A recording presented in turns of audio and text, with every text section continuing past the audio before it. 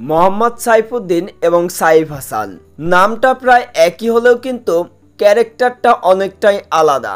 সাইফুদ্দিনের যেমন অগ্নিঝরা বোলিং, তার থেকে বিধ্বংসী মোডে এদিন ব্যাটিং করেছেন সাইফ হাসান।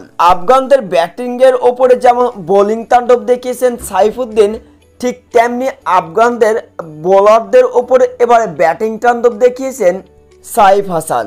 সাইফ হাসানের বিধ্বংসী ব্যাটিংয়ে এই দিন অবশ্য 6 উইকেটের বিশাল বড় ব্যবধানে জয় তুলে নিয়েছে বাংলাদেশ ক্রিকেট টিম।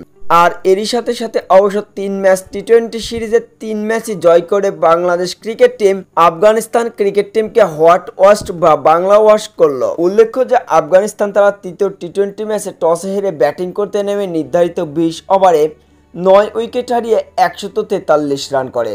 144 রানের লক্ষ্যে ব্যাটিং করতে নেমে সাইফ হাসান এবং তানজিদ তামিমের ব্যাটিং তাণ্ডবে এদিন অবশ্য 6 উইকেটের বিশাল বড় ব্যবধানে জয় পেয়েছে বাংলাদেশ। আর এরই সাথে সাথে অবশ্য চলতি সিরিজের টানা 3 ম্যাচ জয় করে বাংলা ওয়াশ করে ছাড়ল আফগানদের।